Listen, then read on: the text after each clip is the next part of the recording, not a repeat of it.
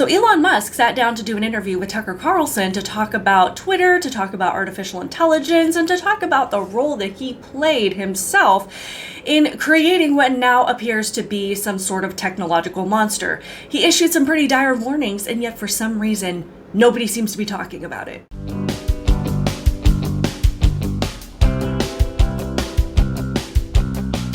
Welcome to my channel, Outspoken Samantha. If you are new here, welcome. Be sure to hit that subscribe button. And if you're returning, welcome back. And thank you so much for your continued support on my channel. And I hope that you are subscribed as well, because these are the things that really will help me to grow this channel and hopefully reach more people that value logic, reason, and sanity. Also, be sure to head on over to Rumble and find me there under Outspoken Samantha in the event that YouTube decides I have violated their community standards, and chooses to kick me off their platform forever.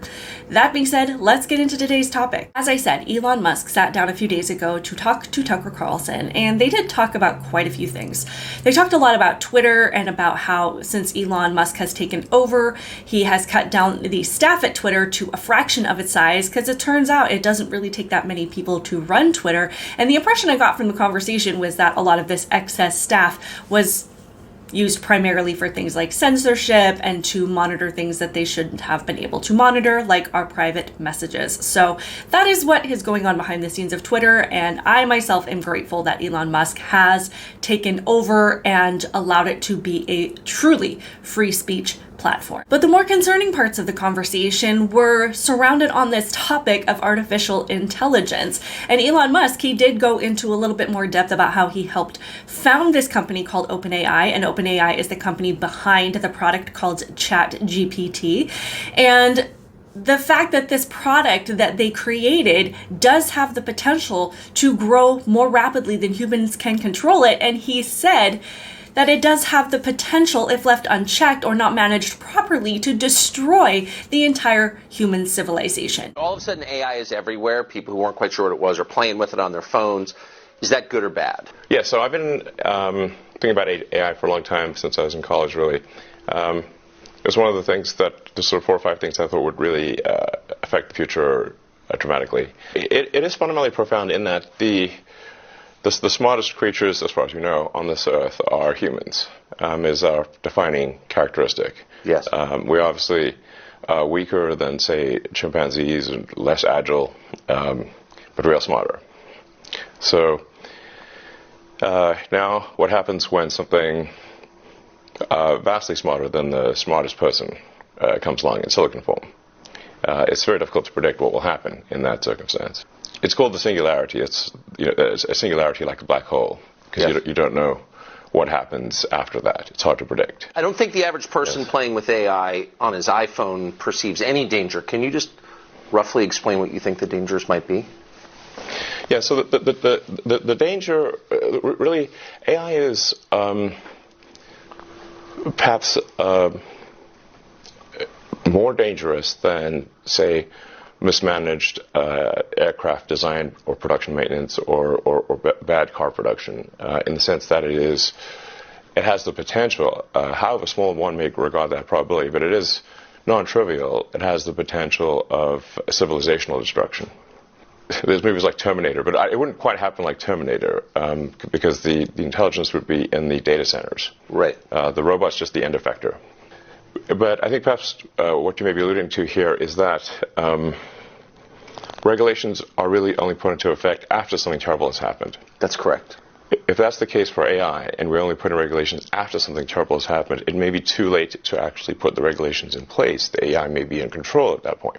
The richest man in the world, who is somewhat of a tech genius, I would say, did an interview that can be accessed all over the world, where he warned that a system that he helped create has the potential to wipe us off the planet, and our reaction is just like, eh.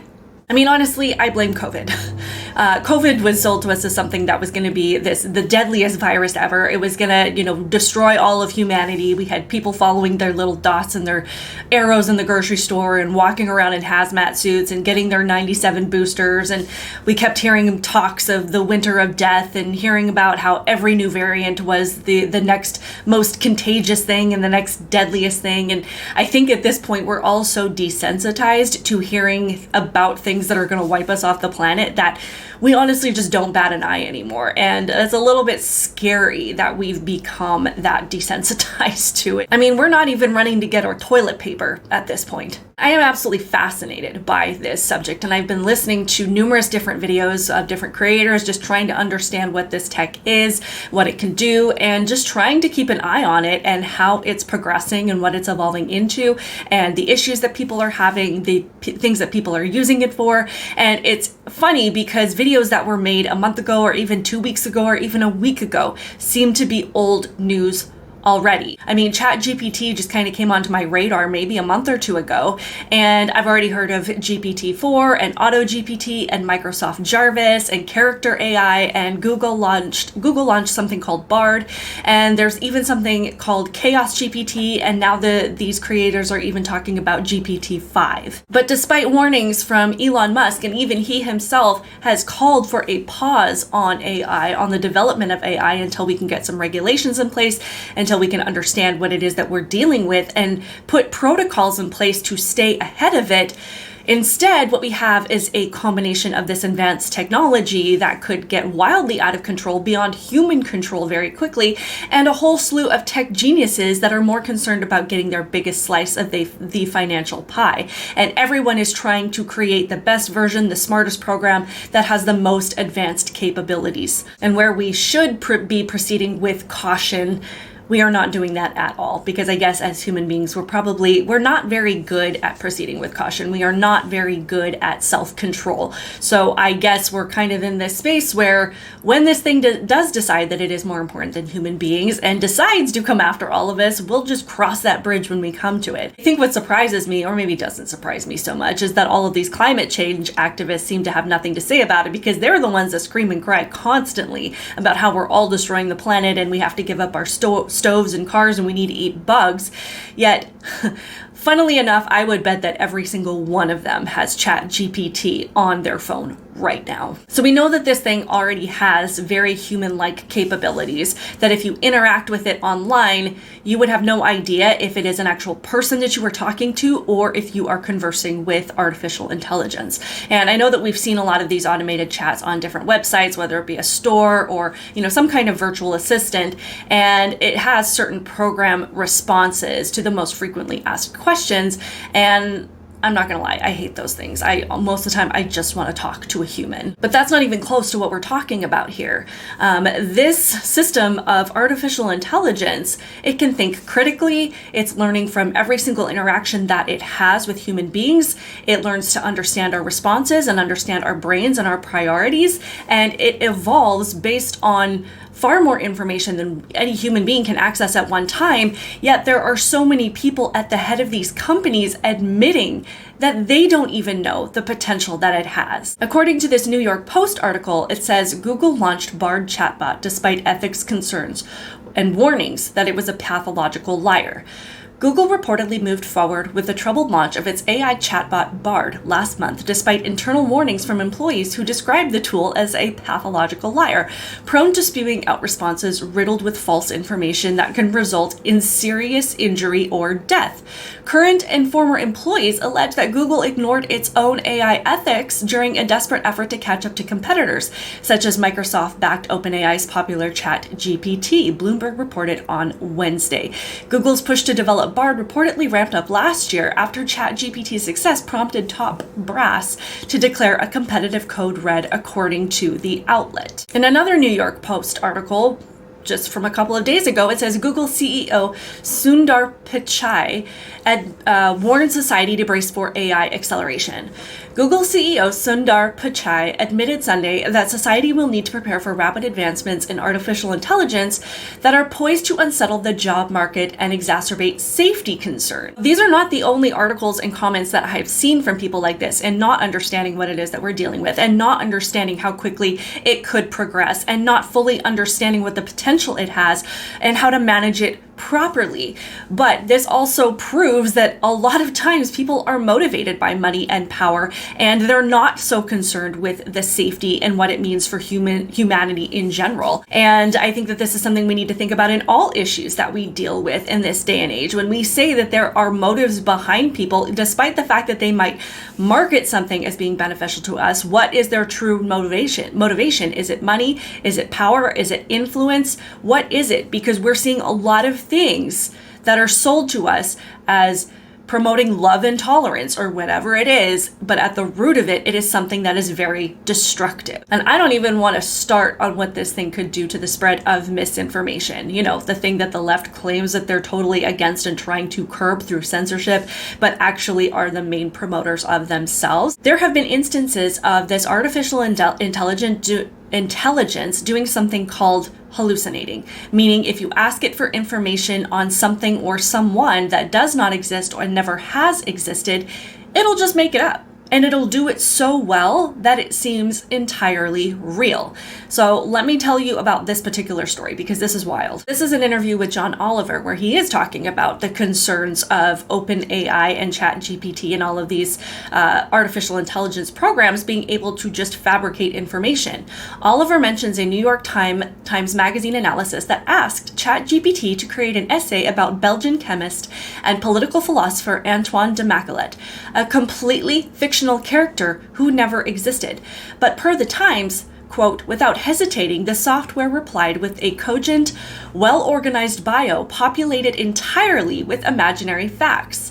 These programs seem to be the George Santos of technology, Oliver says. They're incredibly confident, incredibly dishonest, and for some reason, people seem to find that more amusing than dangerous. It's absolutely bananas that this thing can just create an entirely new person out of thin air, and we have absolutely no way of knowing, except for the knowledge that we have now and the information that we have access to now, that it is completely false. But what does that mean for the future as this thing progresses and as actual information starts to disappear and be replaced with things that we can't tell the difference of whether it's factual or not? In this article, it says misinformation machines, AI chatbot hallucinations could pose political, intellectual, and institutional dangers. Inaccuracies spewed by artificial intelligent chatbots pose dangers threatening areas of American society such as elections and education, warn tech experts from across a wide range of industries. Dubbed hallucinations in the AI world, chatbots like ChatGPT and Google's Bard can present inaccurate information as fact, something consumers should be cautious of, said experts. If a technology is inadvertently or intentionally misrepresenting certain viewpoints, that presents a potential opportunity to mislead users about actual facts and events, positions of individuals, or their reputations more broadly speaking. I just can't even imagine what dishonest media organizations are going to be able to do with this. I mean, at this point, they still say whatever they want, even despite the fact that a lot of the things that they say are exposed as lies and they're repeatedly debunked. And even then, they continue to double down.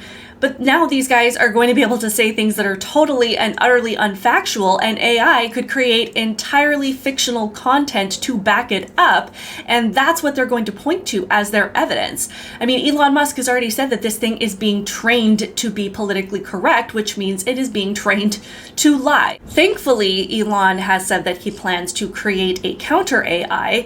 I think he's going to call it Truth GPT, and we are going to need it. We are going to need something that is monitored and managed with truth and integrity and facts, because just like this argument of being in favor of being able to defend yourself with a firearm, when someone comes at you with a weapon, your best shot of surviving is if you have a weapon that is equally as powerful as what your attacker has, or something that is more powerful. So I would love to hear your thoughts on this. Are you freaked out by this? Are you not that worried? Have you used ChatGPT personally? Because I have not. I am going to resist it.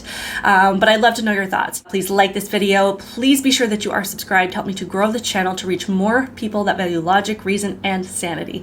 Please be sure that the notifications are on so you can be notified every time I post a video, and I will see you in the next one. Bye.